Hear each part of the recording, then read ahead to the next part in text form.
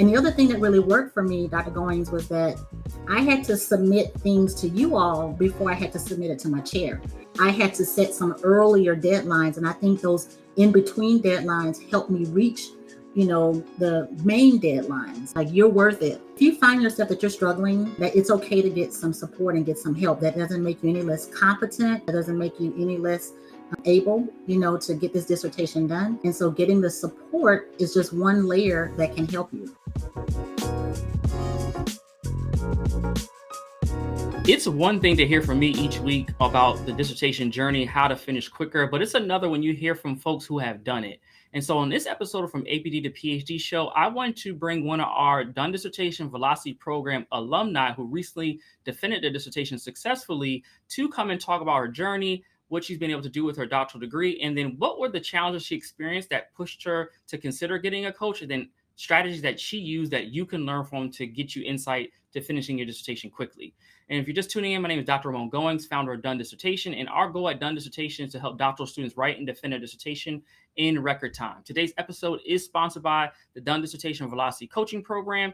It is a premium coaching program to provide you with the solution to get out of your own way to finish your dissertation in record time. So if you want to finish, if you need a supporting structure and a support system to finish, I would welcome you to learn more about our program. You can scan the QR code here on your screen or go to www.velocitydissertation.com. And so on today's episode, I'm so excited to bring in Dr. Karen Jubert, who recently defended her dissertation. I'm just so excited for this conversation. Dr. Jubert, welcome, and thank you so much for being a guest on today's episode. Yes, I'm really excited to be here. No, this is great. And so one thing I got to ask folks when we chat is like, what does life feel like now that you're done? Because I think at the time of this recording, I think you defended what, 2 weeks? Was it 2 weeks ago at this point? I think it's been about a month. Oh, it's been about a month. Okay. It's been a couple of weeks. So how does it feel 1 month out from defending? What does life feel like now that you're done?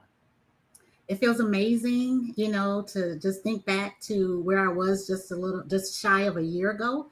And I'm trying to get into a transition phase right now to, live life after dissertation, but it feels wonderful. I feel like I have my time back. I have my life back. And I'm looking forward, to some of the things I'm going to do now that I've finished. No, that's great. Yeah, I think one thing that you mentioned is that time part, right? You don't realize how much time you're dedicated to writing, doing all this stuff until you're done. Right. And I know for me, when I finished, I was like, well, what do I do now? Like, I got all this time back. So that's great that you're in that position, figuring things out.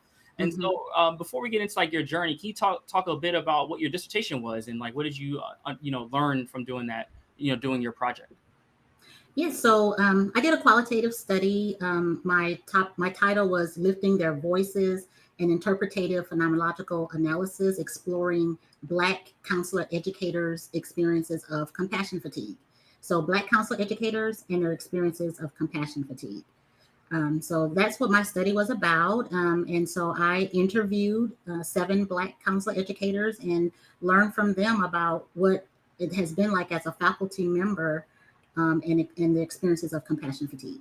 No, that's great. And one of the things I got to give you kudos on, and I always will shout folks out in terms of like, it was so wonderfully written, like just the rich narratives that we were able to kind of read through. It's just like when you see, what your project was, when you kind of were developing your proposal, to see then when it's carried out, it's great to see that transition of like what you thought was going to happen and what you were planning to do when you see it actually implemented. And particularly in your case, using IPA as an analysis technique and a method. Just see how well it was done. Because I know a lot of students have gone to IP as of recent, and then just to see how it's been used and how you did it was really well done. So I got to give you that shout out first. And so, you finish your dissertation now, but let's kind of go back through when you first started your doctoral program. You got into the doctoral program when you first started. Did writing and all the things that doc students are supposed to do, did that come easy to you at first? Like, what was your journey when you first started? Well, when I first started my program, I consider I breezed through my classes. My first 2 years was coursework. Of course, I had some writing assignments and papers and things like that. I knew I wanted to study compassion fatigue. And so I centered all of my research in my assignments on compassion fatigue. So that gave me some motivation and some momentum those first 2 years. And so I don't think I had a challenge with writing. I was getting good feedback from my faculty members. And I felt like I had a good flow going into the research part, in year 3. That makes sense. And so I hear that experience a lot, right? Some folks, we get through coursework. It's like, it's kind of straightforward. We have a syllabus. We know exactly what to do when. But now you get from being structured in coursework to then writing your dissertation. And so Mhm. what changed for you at that point, if anything, in terms of how the process was going? Yeah, so after comps, I was moving into my proposal phase. So I had to write those 3 chapters, 1, 2, and 3. But I was coming out of a really rough semester, going into my first semester of writing. And so I was experiencing some burnout. And I had a medical crisis, and all of that just kind of threw me for a loop and stalled my writing coming into my proposal phase. So I had deadlines that my chair and I had, talked about doing for spring of 2024, and then all of a sudden, I just had, I don't know if I want to call it writer's block, but I just could not get through my literature review. I had support from my chair, I had support from a mentor, but I think I was over capacity, and with everything going on, it just took me into a kind of a tailspin. And that was different than those first 2 years, right? I had to focus really on my writing, and I felt like I could do the writing going into it, but then I got stalled. Yeah, and so like when you got stalled in that process, right? For a number of students, what they'll do is stay stalled for, ever. And a lot of students Mm-hmm. need to stay ABD, right? All but dissertation. But Mm-hmm. you decided to do something different. So what was your journey to figuring out like, all right, I actually need help where I cannot figure my way out of this. I need an outside source to help support me. Yes. So, once I missed all of my spring 2024 deadlines, like I missed my proposal defense deadline, I was going into the summer and I was like, I need a reset. I need to recenter. So I had gotten my health in check, and I was really starting to focus on, okay, how can I get back on track with my writing? And lo and behold, I was already connected with cohort sisters, and you were giving a talk about, how to make the most of your summer in your dissertation writing. And I was like, oh my God, I need to attend this session because that's exactly where I am. I'm ready to kind of get some movement. And so your session was the turning point for me. You gave some very practical strategies about, setting a writing routine, countering the negative thoughts that were coming up because I was feeling defeated at the time. And you gave a lot of encouragement, and all of the strategies that you mentioned around, um, like I said, countering the negativity, and you demystified the process. Like you made it very clear, like, okay, all the things you were saying, that's where I was. I was on my literature review. You gave some tips for, how to get through that literature review and how it made sense for me. And one of the number one things that you said that really, really helped me, you said clear thinking leads to clear writing. And I was not thinking clearly because I was over capacity. I had too many commitments, and that was not giving me the space to do the writing. Yeah. And so that allowed me to, like, okay, I need to assess differently, what's on my plate. And so you introduced the coaching program, and then I was like, hey, I need some soft accountability, Yeah. to help me get through this next phase of this dissertation. No, that makes sense. And so I want to go back to something you mentioned around, being over capacity, right? And having a number of things, engagements, things that you had requirements, things you had to do. So for you, what was the turning point? Like, what did you do with those? Because those don't go away, right? Life continues to life. Like, what choices did you make? Did you like let things go? Like, what did you do at that point? I did have to let some things go. So I have a full-time job. So I'm a full-time student, full-time work. And, but I had some community commitments. I had some family commitments. So I had to have some conversations with my partner, with my spouse, and with my family members about, my time, and that I was going to have to miss some things in the coming year. I was on the board for a nonprofit. So I had to do a sabbatical from that. And then there were some other things that I was doing that wasn't a priority, but I was still giving my time to. And so I really had to have a sit down with myself and say, hey, what's important for me? I even started seeing a therapist, and my therapist really helped me with some boundaries. And so once I landed on, hey, my committed time right now is to get this dissertation done, right? It's a short-term sacrifice for a long-term gain. My family was so supportive. My husband was so supportive. And then I released those extra commitments that was taking up my time and then also taking up energy in my mind.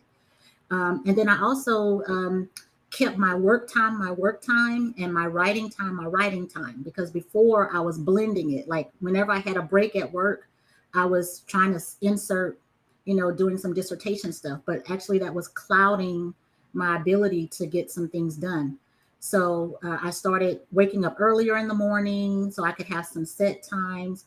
The velocity coaching program had some writing time, so I was committed to attending those writing times. And then I was, of course, using my evenings after work. So I didn't feel so split once I started to let go of some of those extra commitments that weren't a priority for me. No, that makes sense. I mean, that's important. I mean, even in my journey, like what I ended up having to do, I was a K-12 teacher. But as I was writing my dissertation, I realized, like, look, based on my teaching load, there's no way I can finish this thing. So I was like, I got to find another job. So for me, Mm. leaving my K-12 position to go into a higher ed position to get more time and clarity around just my thought process. And literally, I took a pay cut, but that pay cut allowed me to finish quicker. So sometimes, like you said, you just have to get rid of stuff. And I'm glad that, you made that choice. And so, Mm. you realize like, oh, I got to get rid of some commitments. And then you hear about what we're doing in the velocity coaching program. But at some point you learn more and you apply to work with us. And then it comes to a point where, a lot of students are always like, oh my God, this is a premium program in terms of pricing. Right. And so I'm just curious as to what was your thoughts around that? Like, oh, I'm going to pay this to get support. Like, what was the thinking that you went through? Because I'm always interested to hear, what our clients think and how they think through that process. Yeah. So, of course, I did talk with a couple of people. A lot of people were like, well, hey, you got all the support you need through your chair. And then I had a mentor. But I realized that I needed some additional support. And one of the things that I'm not sure if I talk with you about this or if someone else mentioned that I need to invest in myself. I was going to be spending extra money and extra semesters trying to figure it out. And I don't know how many more semesters I would have had. And I had some scholarships and some fellowship funding that I could use toward my academic studies. And so either that was going to go to extra semesters of being in school and still struggling, or I could do an investment and, get done in a more timely manner with the money that I did have. So I invested in myself, and that wasn't a hard decision because I was struggling so much. And I didn't see a way out at the time. And I'm a networker. So I had talked to so many people about, different things. I had even looked at some other programs.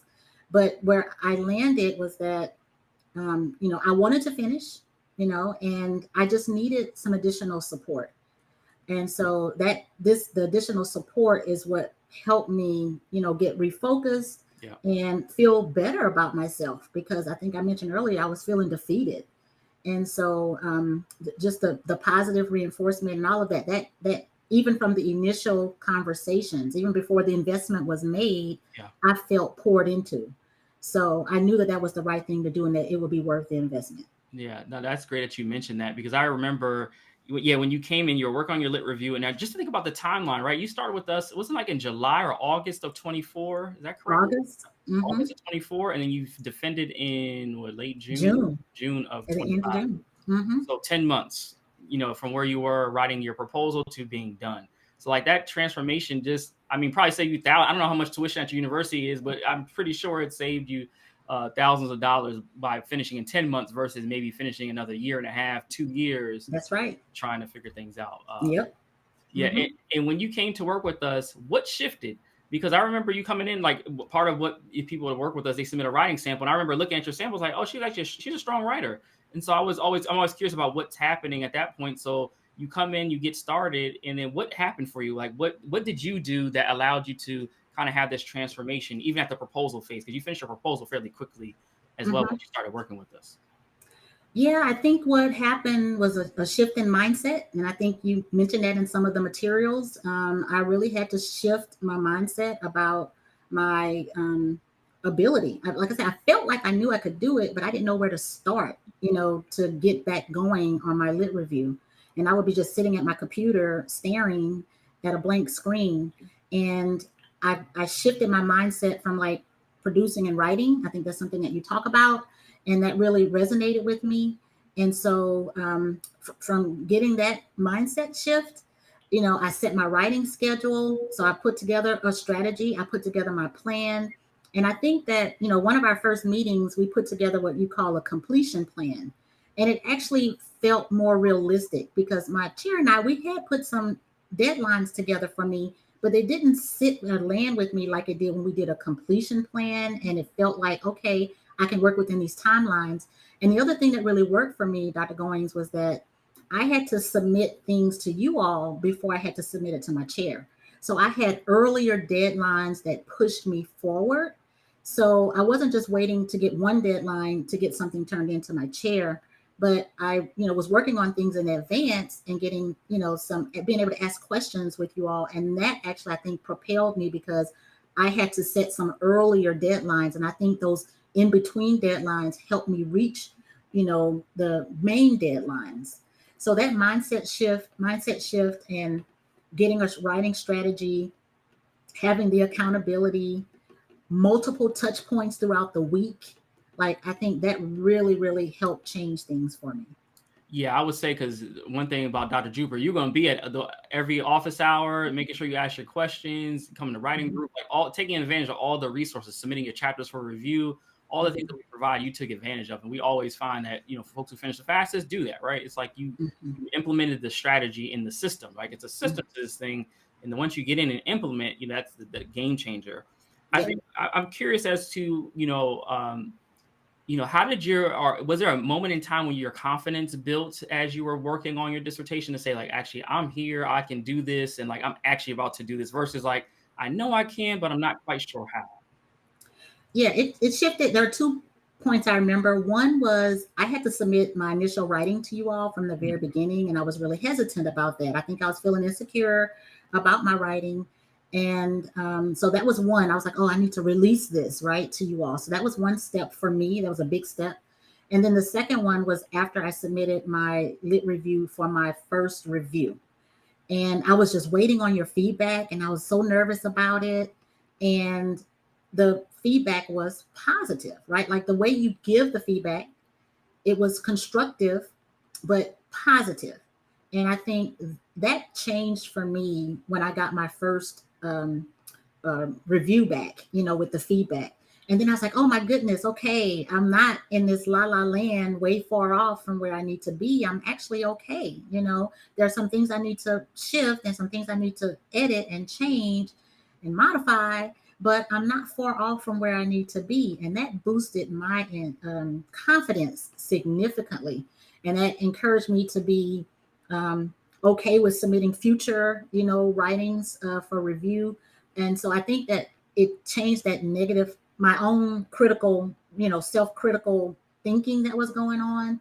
I think that was a barrier for me. So once I got my first feedback from you and Dr. Varela, I think that changed for me how I approach the other chapters and the rest of my writing, and being able to ask questions and not feeling like, and feeling like any question was a worthwhile question to ask. So Yeah. like it's just creating that atmosphere for how writing is submitted and the feedback that's given, that just changed everything for me. Yeah, we always call it the light bulb moment. And when we see it with our clients, when we see the shift happen, it's like, great. We already know, all right, this person, they're about to just take off with this thing. So when we saw for you, it was definitely around that literature review time. Because again, a lot of folks think that feedback's gonna be so harsh, but the way I've always like the way I develop the system is like we want to give you the feedback and still be like, if there's things that got to be changed, we will address those, but can do it in an affirming way. I think a lot of times when we get feedback, in our programs, the feedback is like, this doesn't make sense, or why, I don't like this, versus like,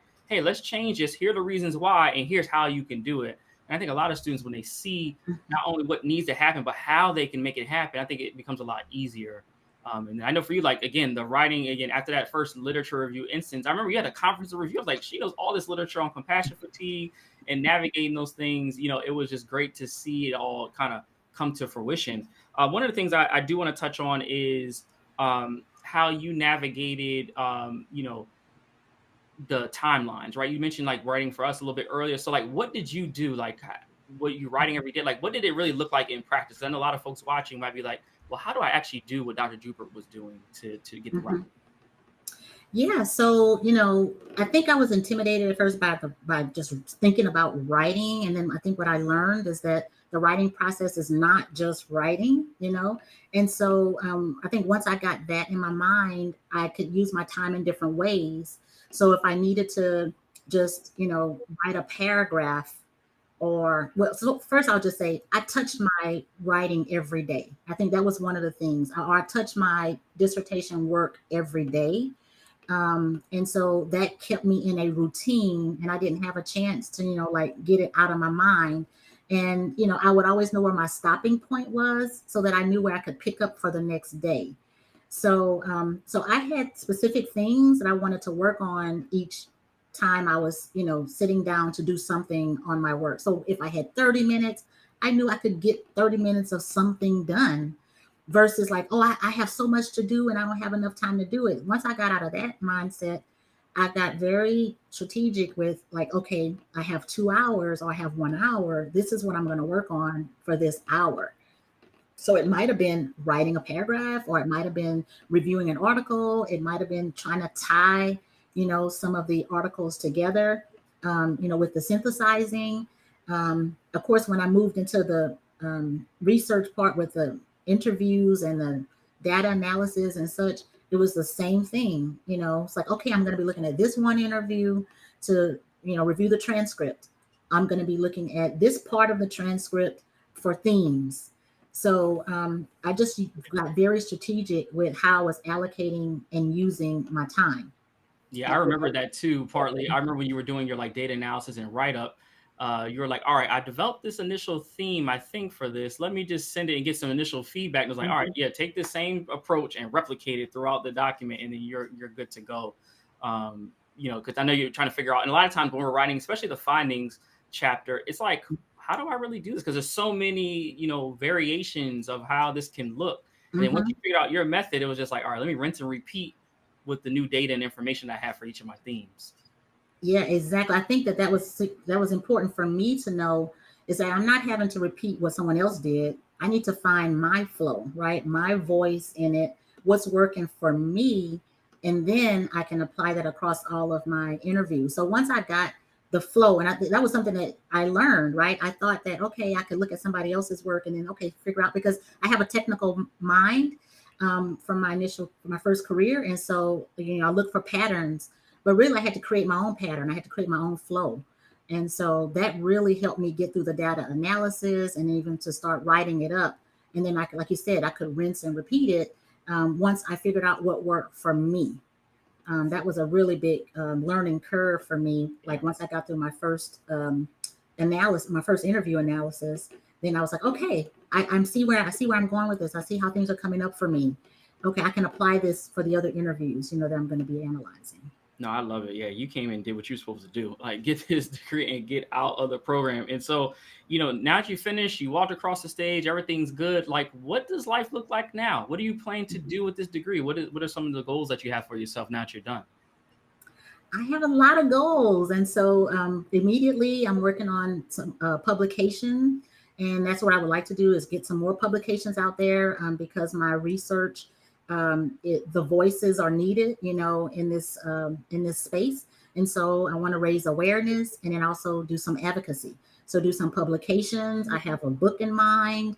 I want to submit some proposals to some conferences, to continue to raise that awareness and advocacy.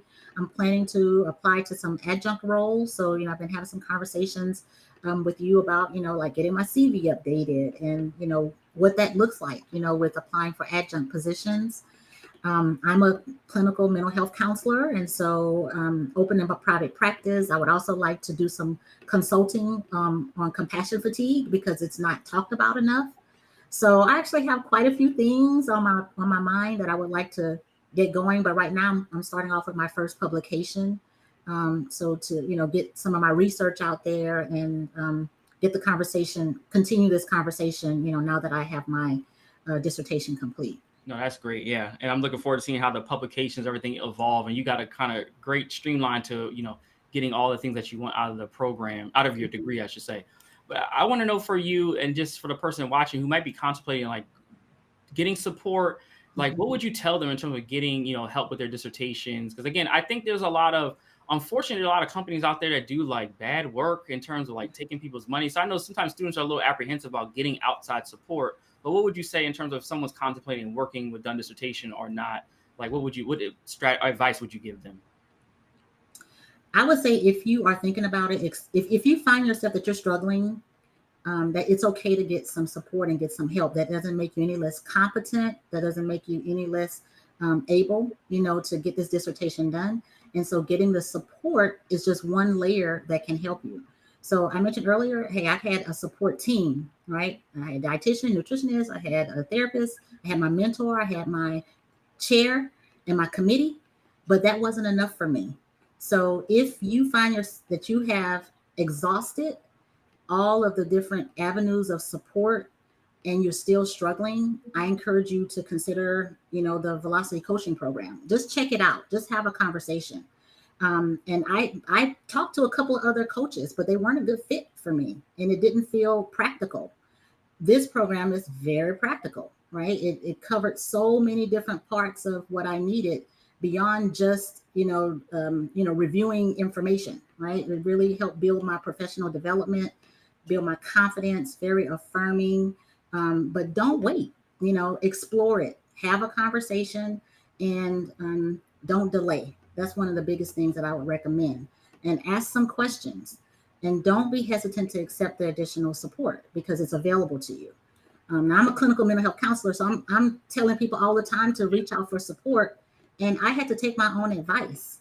And I don't regret it at all. And I would do it all over again because it really helped me to finish.